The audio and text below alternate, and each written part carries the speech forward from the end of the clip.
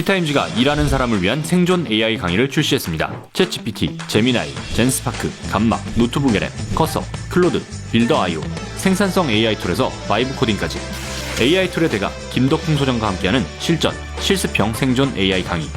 자세한 사항은 댓글창을 확인하세요. 우리 군수사령부에는 과학기술병이라는 친구들이 있습니다. 그 다음에 실무자들은 도메인이죠. 과장이나 처장은 관리자. 이렇게 묶음을 해주는 겁니다. 이런 조직을 제가 이제 애자일하다 이렇게 표현을 했고, 그거를 이제 액트팀이라는 걸 만들었습니다. 그래서 지금 군수사에서 만들어진 AI 툴을 포함해서 한 280여 개의 툴이 만들어져 있는데, 한 개도 예외 없이 군수사령부 실무자와 구성원들이 만든 겁니다. 향후 AI와 빅데이터를 통해서 개선하고자 하는 군수 분야가 있다면 어떤 분야가? 대표적인 것이 예측 분야입니다. 육군이 군수품을 40만 종을 취급하는데요. 예측 적중률이 1%가 차이가 나면 160억 정도가 차이가 발생합니다. 지난 2년 동안 AI 기술을 적용한 수리부석 예측 모델을 만들었습니다. 기존에 한 30-40% 적중률에서 지금은 68% 적중률까지 올려놓았고, 세계는 지금 AI 국방으로 시선이 쏠리고 있습니다. 우크라이나 전쟁을 계기로 드론과 통신의 역할이 새롭게 부각이 되면서 AI 국방의 위력을 실감하고 있기 때문인데요.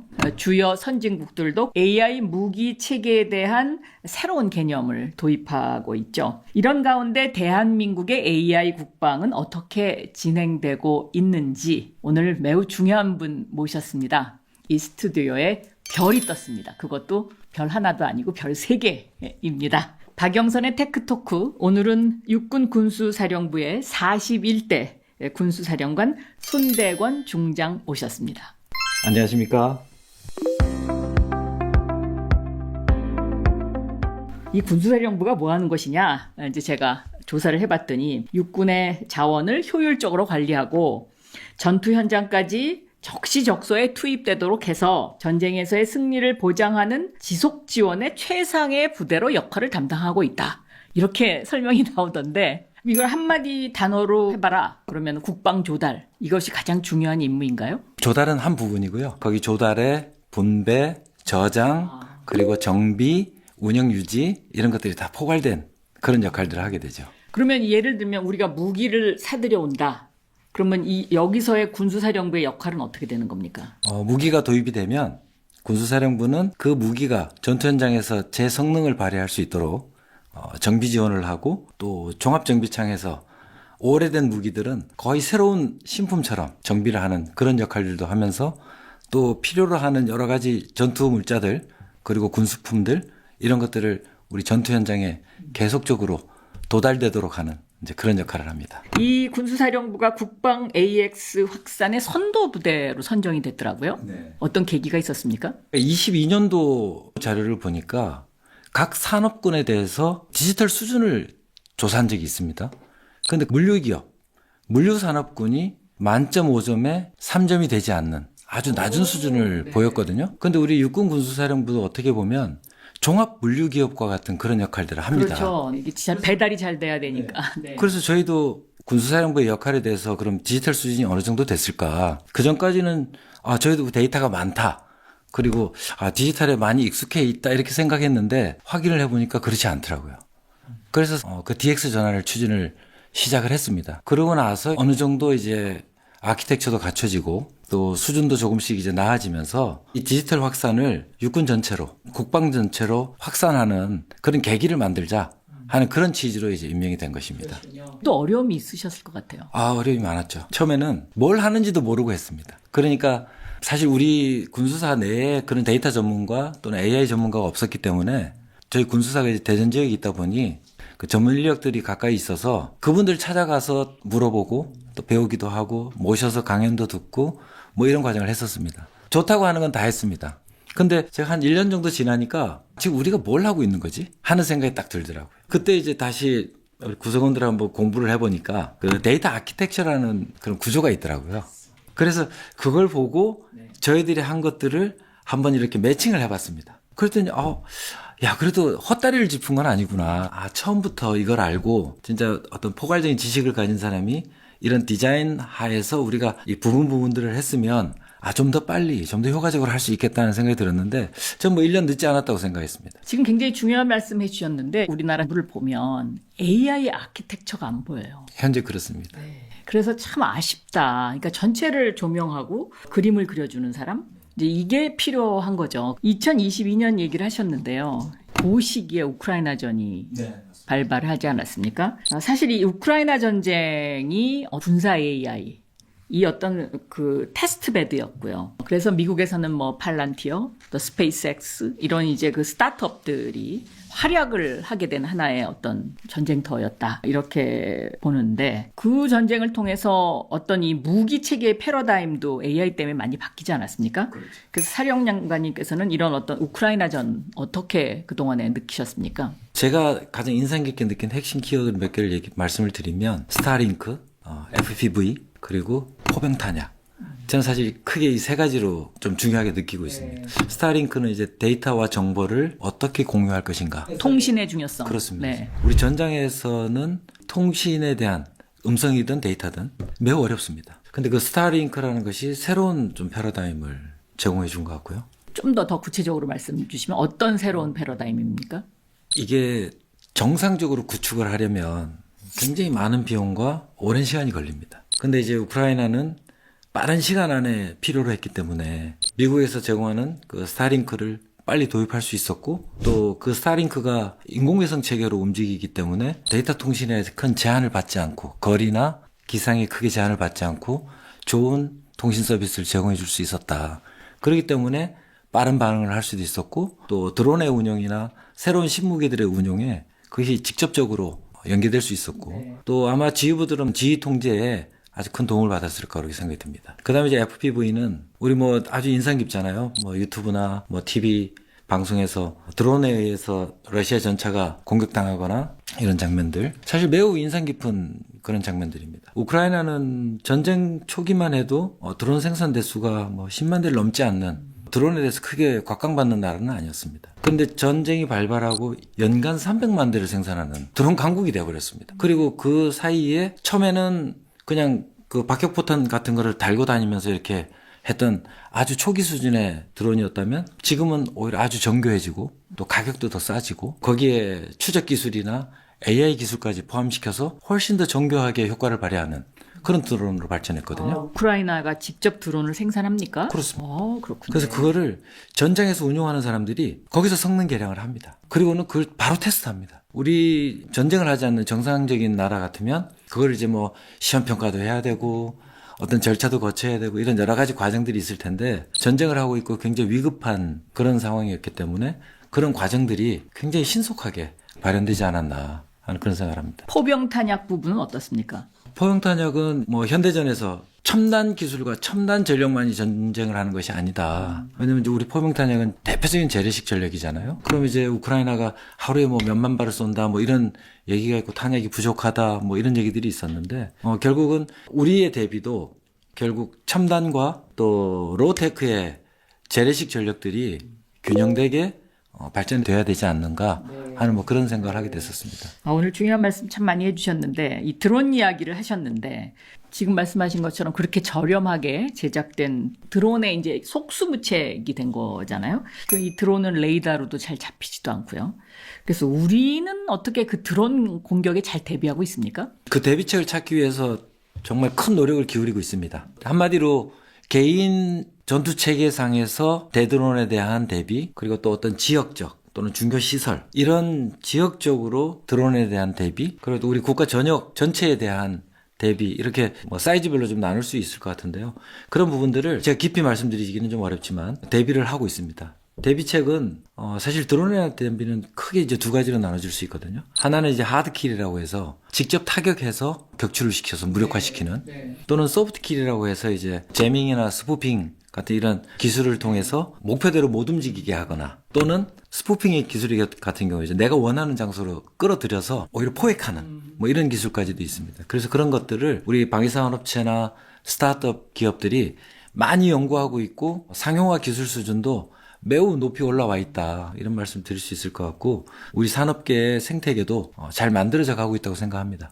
외국 국제의 경우에는 또 뭐 보안의 문제나 기술 탈취의 문제 뭐 이런 것들 때문에 우려를 갖고 계시기 때문에 국산화되어야 하고 또 국산 기술들이 더 발전해서 드론에 적용되는 AI 기술이든 뭐 제어 기술이든 이런 것들이 잘 적용될 수 있도록 우리 스타트업하고 방산기업들이 열심히 노력하고 있는 걸로 알고 있습니다. 지금 산업계 이야기를 해주셨는데 이 안드릴 같은 스타트업들은 이 드론 공격을 막아내기 위해서 안티 드론 시스템을 개발하고 있는데요. 메타 같은 데는 군인들이 실전에 사용할 XR 이제 이런 헤드셋 개발하고 있는데 우리 수준이 거기까지 왔습니까?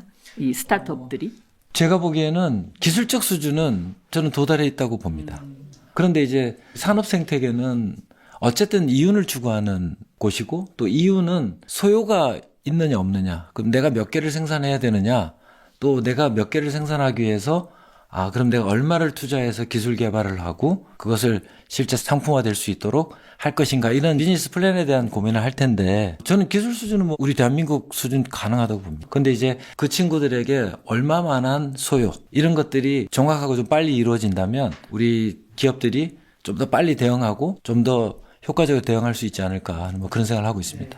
다시 군수사령부 초기에 참모장으로 부임하셨을 때로 돌아가서요. 그때 처음 간부 교육을 매우 특별하게 하셨다. 뭐 그런 얘기를 제가 들은 적이 있어요. 우리 DX하고 AX를 얘기하면 늘 하는 얘기가 사일로 얘기를 합니다. 부처별 칸막이, 뭐 과별 칸막이 이런 거 얘기하듯이 데이터도 사실 공유되고 확산될수록 거기서 나타나는 부가가치도 훨씬 커지는데 이 데이터가 소중하잖아요.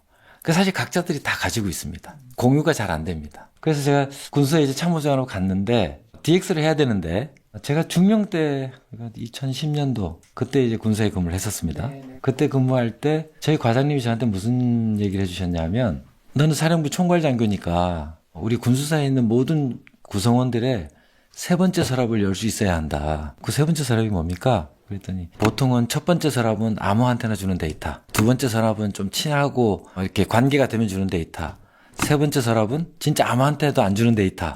그래서 그 세 번째 서랍에 있는 데이터를 공유할 수 있는 그런 네트워크와 인간관계를 맺어야 된다. 이런 말씀을 해주시더라고요. 그래서 그 생각이 지금도 아주 깊이 남아 있습니다. 근데 이제 제가 군수사 갔는데 상황은 비슷하죠. 그래서 그 세 번째 서랍을 우리가 열자. 그런데 보통의 경우는 AI 시대가 되면 내 직업이 없어진다. 직장이 줄어든다. 특정 직종만 살아남을 것이다. 뭐 이런 얘기들이 있잖아요. 다들 그런 걱정을 합니다. 그리고 실제로 또 그런 일이 벌어지고 있고요. 네. 예를 들어서 그 데이터를 잘 모아서 데이터 플랫폼을 만들고 거기에 AI 기술을 입혀서 어떤 툴을 만들었어요. 그럼 그 일을 했던 사람들이 있을 거잖아요.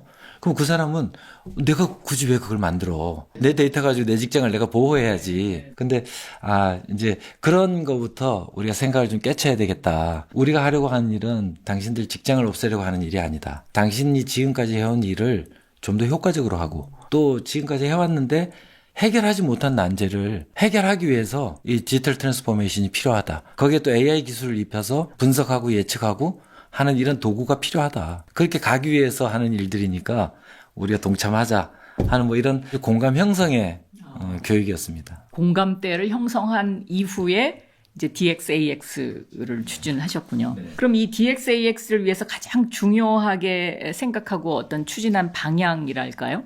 네. 그래서 저는 그 단어로 이렇게 말씀드리자면 데이터 아키텍처, 두 번째는 애자일한 업무 행태, 아주 유연하고 변화에 신속하게 대응할 수 있는 조직.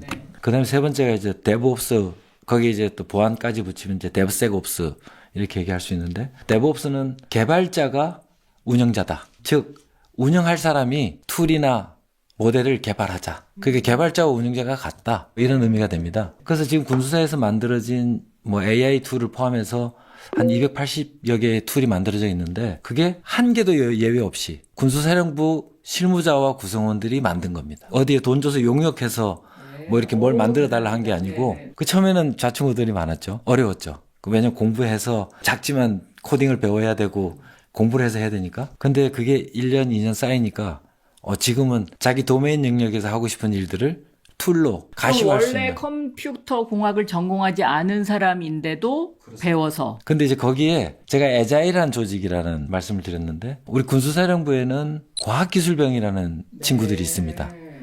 입대한 용사들 중에 자원을 하거나 또는 이제 선발을 하게 되는데 과학기술을 전공한 석박사 이상 용사들을 선발해서 과학기술병 제도라는 걸 운영하고 있거든요. 그 친구들은 전공 분야를 가지고 있죠. 데이터 사이언스 한 친구도 있고 AI 공부한 친구도 있고 그래서 그 친구들은 엔지니어고요. 그다음에 우리 실무자들은 도메인이죠. 이 일을 어떻게 해야 된다. 그게 어떻게 돌아가는지 아는 경험이 축적된. 그렇죠.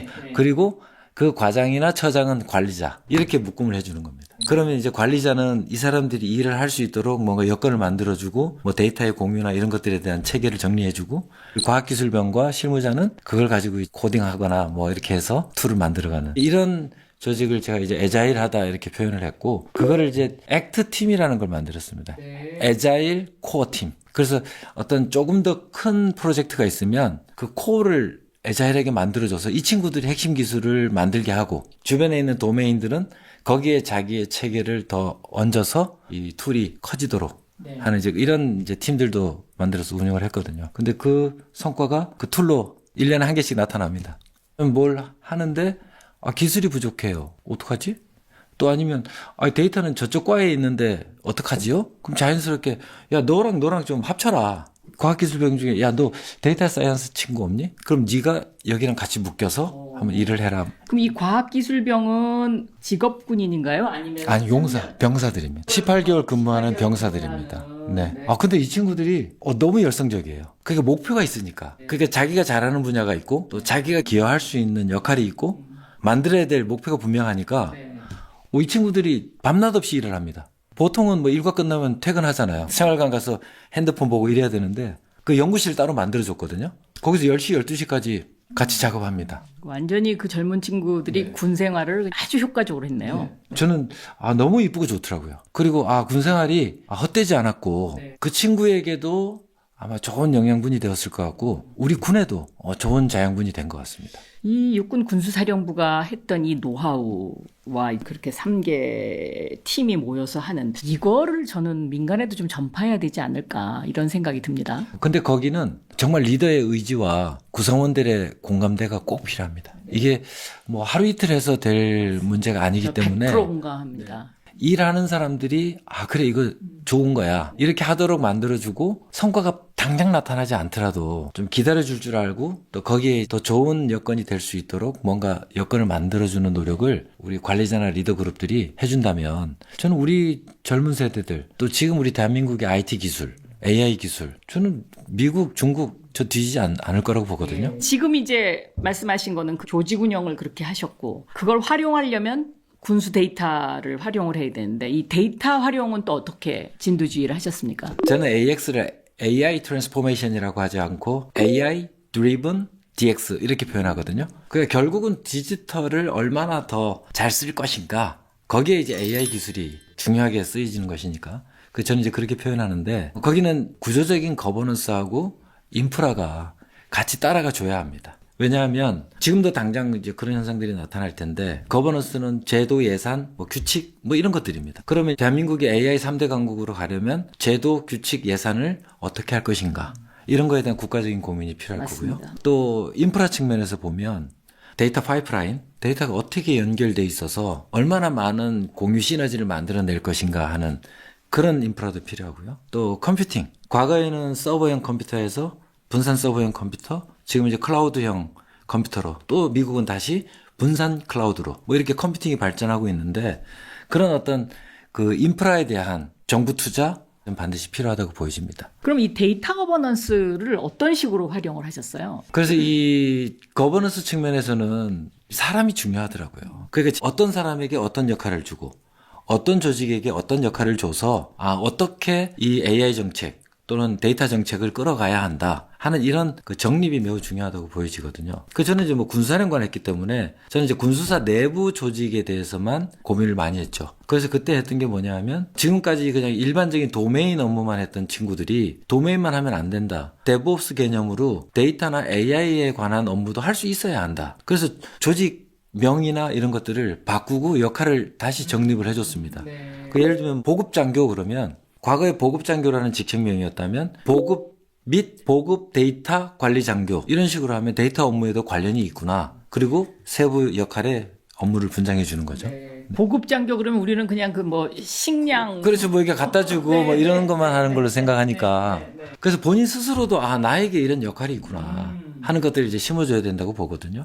그게 결국은 제도를 어떻게 정립하느냐 또 그 제도에 따라서 각 조직이나 개인이 어떤 역할을 수행하게 할 것인가 이런 것들을 이제 정리를 해주는 것이고 또 한 가지 중요한 건 그때그때 결심이나 변화나 또 조정이 필요한 상황들이 꼭 생깁니다. 그래서 데이터 관리위원회라는 걸 만들었어요. 그래서 그 위원회가 어떤 이슈가 있을 때 뭔가 결정이 필요할 때 그러면 이제 그 전문가들이 모여서 그런 그 결정을 좀 대신해주는 그래서 의사결정이 좀 빨라져야 그 다음에 시행 단계로 빨리 넘어갈 수 있으니까 하는 그런 어떤 제도와 조직 측면에서 정비가 꼭 필요하다고 보여집니다. 정말 에이자일하게 운영을 하셨군요. 근데 지금 이제 하신 이 말씀이 이게 조금 더 발전하면 바로 소버린 AI를 하는 구축 단계이지 않습니까? 그러니까 소버린 AI 지금 대한민국이 해야 된다. 저는 항상 강조합니다. 국방부터 해야 된다. 여기 이미 이제 이런 그 레퍼런스가 있고 또 성공 사례가 있기 때문에 저는 강추합니다. 강추.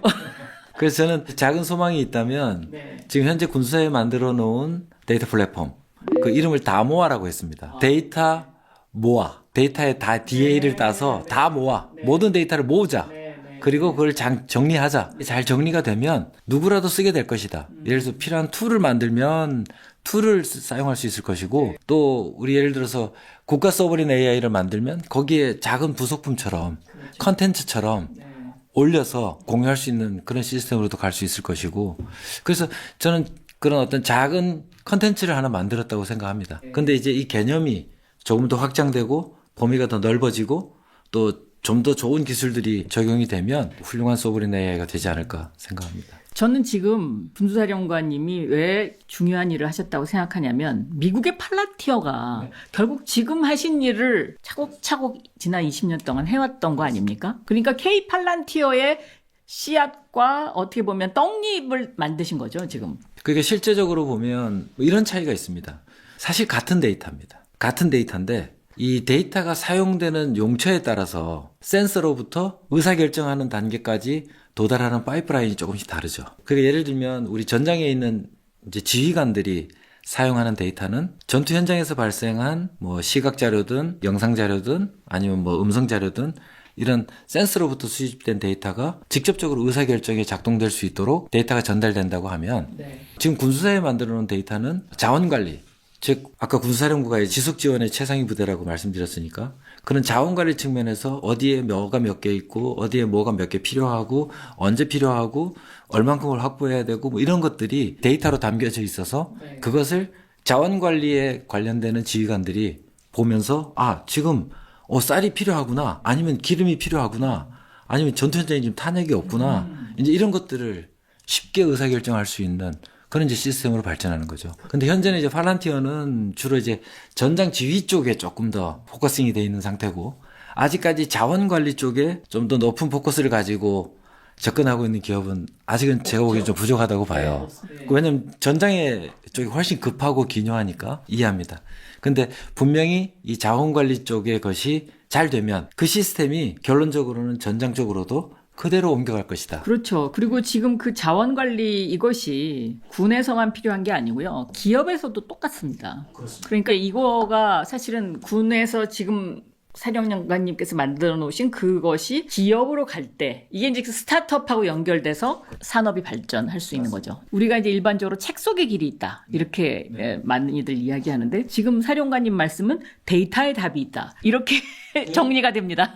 데이터의 답이 있을 뿐만 아니라 데이터가 없으면 움직일 수 있는 게 없다. 맞습니다. 그러니까 뭐 우리 많은 사람들이 그 얘기 하더라고요. 뭐 데이터는 AI의 원료다. 데이터는 돈이다. 이런 여러 가지 얘기를 하던데 그만큼 데이터가 가지고 있는 가치가 매우 크다라는 이제 그런 의미일 것 같고요. 결국 AI를 하려면 데이터가 없이는 할 수 없는 기술이거든요. 그래서 결국 좋은 데이터가 만들어지면 또 좋은 데이터가 있으면 AI가 얼마든지 좋은 답을 만들어낼 수 있다. 그래서 저는 사실 우리가 뭐 AX, DX 뭐 이런 얘기를 하지만 결국 근본은 데이터에 대한 준비, 데이터에 대한 공유, 데이터에 대한 효과적 활용 이런 것들이 결국 우리 국방산업을 크게 높여줄 거라고 저는 믿고 있습니다. 근데 이제 데이터를 효율적으로 활용하려면 또 보안 문제가 있지 않습니까? 특히 이제 군에서는 이 보안 문제가 아주 중요할 것 같은데요. 어떤 식으로 이 부분을 대처하셨습니까?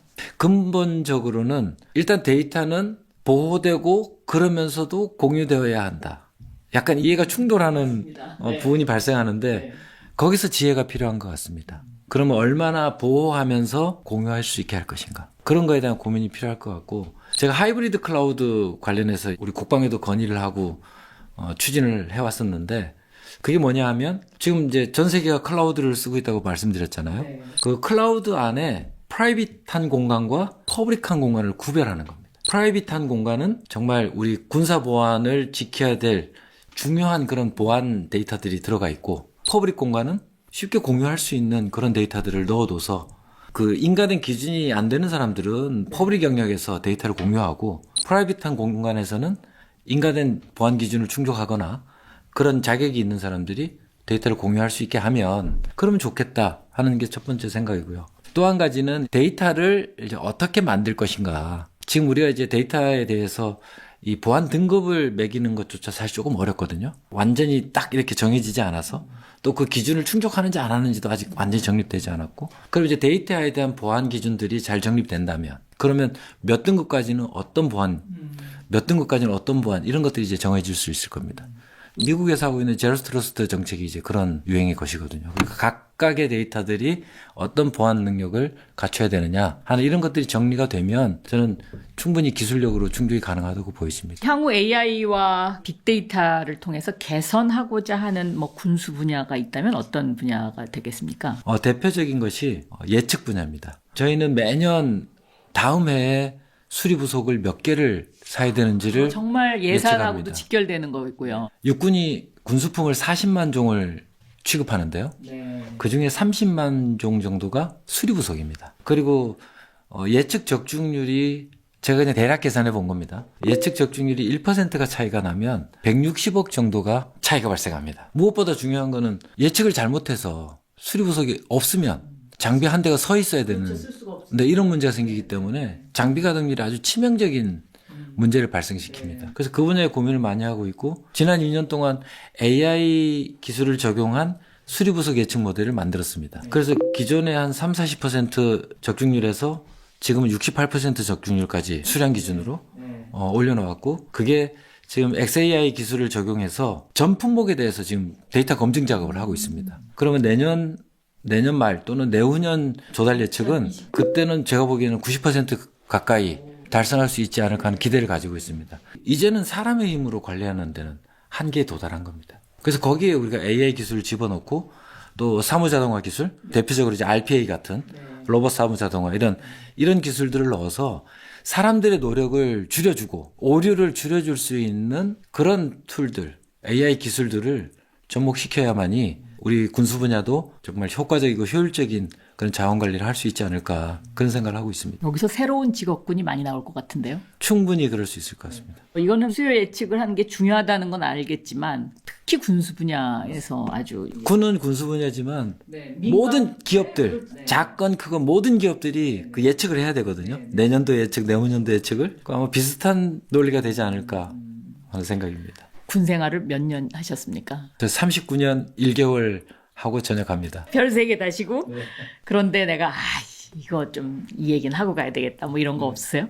저는 우리 국방 분야에 근무하시는 분들이 정말 참 충성스럽고 열성적이라고 생각합니다. 소통을 좀 더 강화하고 현장에 있는 그 목소리들이 잘 수렴되고 또 그것들이 좋은 정책으로 다시 현장으로 피드백 된다면 아마 더 행복하게 국방을 위해서 봉사하지 않을까 하는 생각을 가지고 있고요. 또 한 가지는 저도 사실 국방 분야에서 지금까지 긴 시간 동안 지나오면서 국가로부터 받은 은혜, 또 국가가 나한테 부여해준 역할과 시간을 통해서 얻어낸 그런 많은 결실들, 이런 거에 대해서 정말 감사하게 생각합니다. 그렇기 때문에 우리 모든 국방에 있는 분들이 그런 생각을 가지고 우리 국방에 좀 더 종사한다면 좋지 않을까 하는 뭐 그런 생각을 합니다. 말씀 듣는데 가슴이 뭉클해지는데요.